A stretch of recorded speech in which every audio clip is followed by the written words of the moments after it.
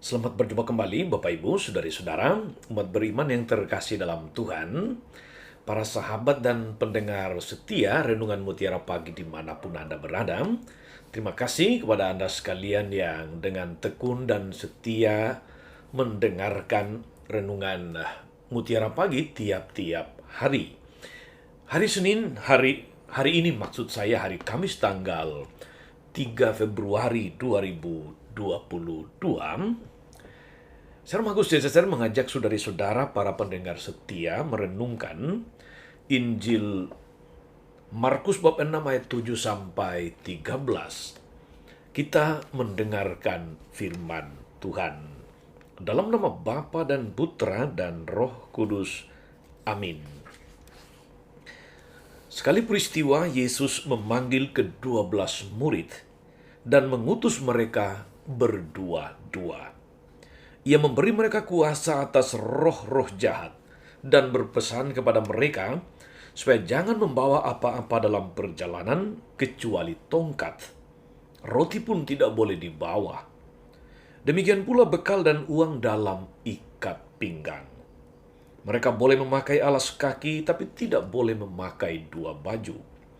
Kata Yesus selanjutnya kepada murid-murid itu, "Kalau di suatu tempat kamu sudah diterima dalam suatu rumah, tinggallah di situ sampai kamu berangkat dari tempat itu.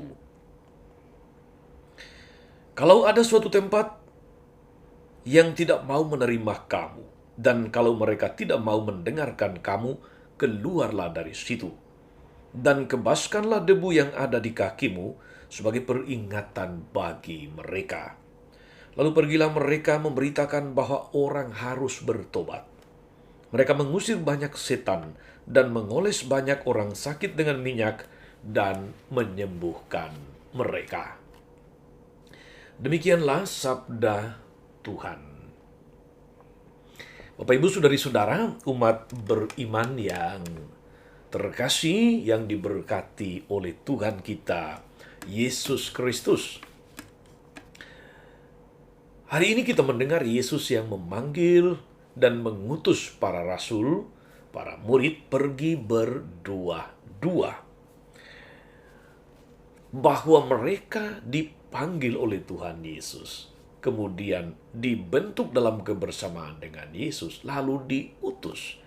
Itu berarti saudara-saudari bahwa memang Yesus mengikut sertakan para muridnya di dalam karya pewartaannya, mewartakan kabar baik, mewartakan kerajaan Allah.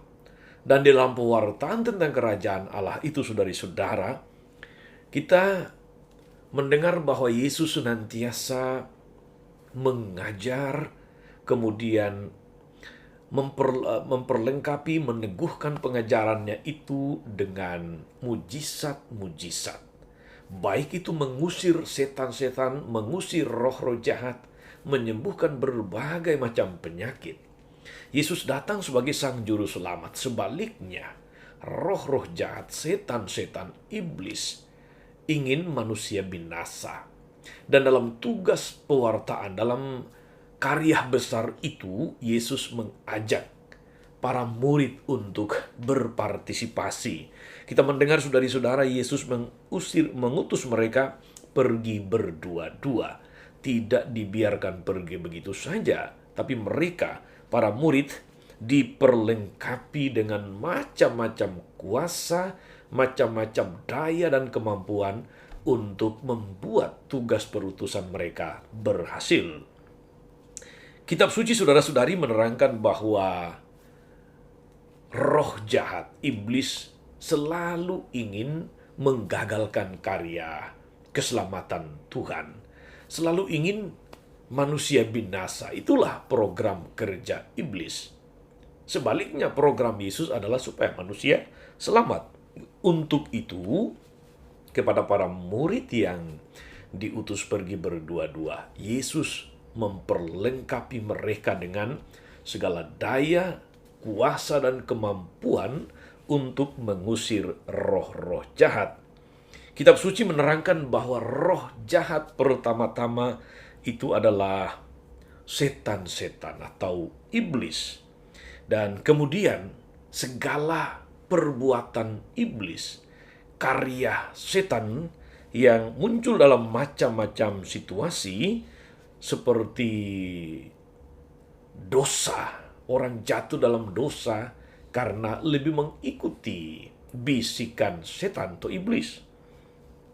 Maut, penyakit, dan segala macam tipu daya, tipu muslihat yang membawa orang makin jauh dari Tuhan dan ujungnya adalah kebinasaan.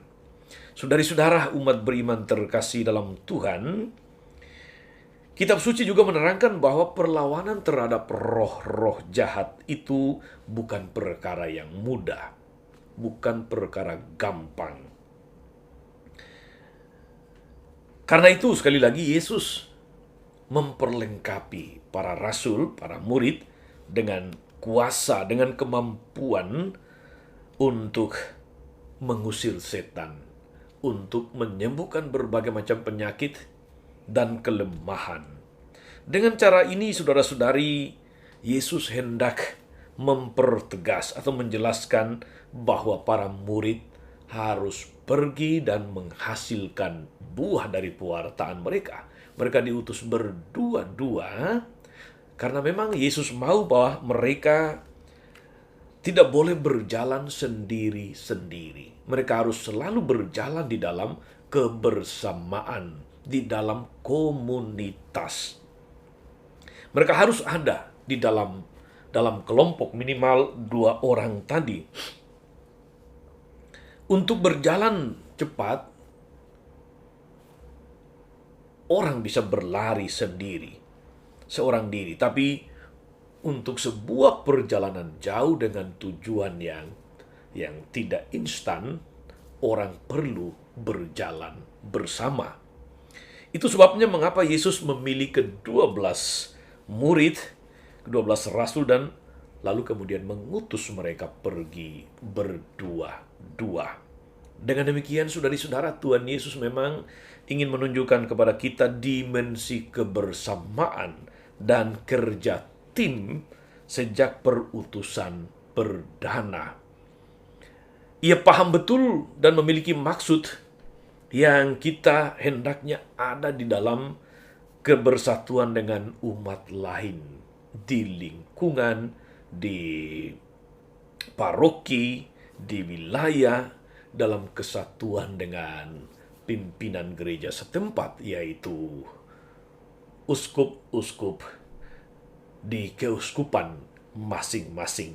Saudari-saudara, Yesus tidak hanya memanggil para murid, atau 12 orang, dia tidak hanya mengutus mereka, kita pun yang mengikuti Yesus saat ini diutus, dipanggil di dalam partisipasi untuk ambil bagian dalam tugas perutusan itu. Tentu saja tidak ada single fighter, tidak ada orang yang one man show kalau berkaitan dengan karya pewartaan kabar baik atau kerajaan Allah. Kita selalu ada dalam sebuah komunitas, dalam sebuah paguyuban, dalam sebuah tim, apapun namanya itu. Apakah paguyuban, apakah itu keluarga, apakah itu kelompok, apakah itu paroki atau keuskupan, segala sesuatu selalu dalam bentuk, dalam katakanlah sebuah tim, sebuah komunitas, sebuah kebersamaan. Dengan demikian, saudara-saudara, perutusan itu kita tidak jalankan sendiri-sendiri, single fighter, tapi selalu dalam kebersamaan. Sebab dalam kebersamaan, kita akan lebih mampu, lebih mudah untuk mencapai tujuan bersama. Anda yang diutus, yang dipanggil di dalam hidup berkeluarga, Anda berjalan bersama untuk mewujudkan sebuah keluarga Kristiani yang baik. Di situ pun adalah medan untuk pewartaan kabar baik. Anda yang bergabung di dalam kelompok-kelompok, entah apapun namanya itu, paguyuban, atau katakanlah itu komunitas kategorial. Anda dipanggil dalam kebersamaan dalam sebuah komunitas itu untuk pergi bersama dengan teman-teman dalam kebersatuan dengan semuanya, mewartakan kabar baik. Saudari-saudara, pada akhir misa selalu dikatakan kepada kita, marilah pergi, kita diutus. Mari itu adalah sebuah panggilan, tetapi kita diutus itu adalah sebuah perutusan, sebuah tanggung jawab. Maka setiap kali kita merayakan Ekaristi, kita diingatkan sebetulnya akan panggilan kita sebagai pengikut Kristus dan perutusan kita mewartakan kabar baik. Maka saudari-saudara, mari menanggapi panggilan Tuhan itu dan mari kita pergi dalam kebersamaan dengan saudara-saudari, dengan keluarga, dengan komunitas, dengan paguyuban, atau dengan kelompok atau apapun namanya. Kita mewartakan kebaikan Tuhan di tengah dunia. Moga-moga semakin banyak orang yang merasakan kebaikan Tuhan melalui kita, merasakan kasih Tuhan, dan dengan demikian semakin banyak yang selamat, semakin banyak jiwa-jiwa yang kita bawa kepada Tuhan. Selamat beraktivitas dengan penuh kasih, dengan penuh semangat. Tuhan Yesus memberkati. Maria Bunda selalu menolong, setia mendoakan kita semua. Amin. Tuhan Yesus Kristus, kami bersyukur atas panggilan-Mu yang luar biasa. Engkau memanggil dan mengikut sertakan kami dalam tugas perwartaan-Mu, menyampaikan kabar baik, kabar keselamatan di tengah dunia. Engkau memanggil kami untuk berkarya sebagai tim, sebagai sebuah kelompok, tidak untuk berkarya sendiri-sendiri, tidak untuk one man show, tidak untuk single fighter, tapi dalam kebersamaan dengan saudari-saudara, sesama pengikut Kristus. Kesaksian kami akan lebih mudah terwujud. Kesaksian kami sebagai sebuah komunitas akan lebih mudah memberi kesaksian hidup yang benar, yang baik di tengah dunia. Semoga dengan demikian semakin banyak jiwa yang diselamatkan. Terpujilah Engkau Tuhan akan kebaikan-Mu yang memanggil dan mengutus kami, membiarkan kami ambil bagian dalam tugas-tugas-Mu, tugas pewartaan, tugas untuk menyelamatkan Engkau yang hidup kini dan sepanjang segala masa. Amin. Saudari-saudara sekalian, berkat Allah turun atas saudari-saudara, atas mereka yang kita doakan atau kita janjikan doa, mereka yang sakit dan menderita, segala rencana, karya, dan pelayanan hari ini, Bapa dan Putra dan Roh Kudus. Amin.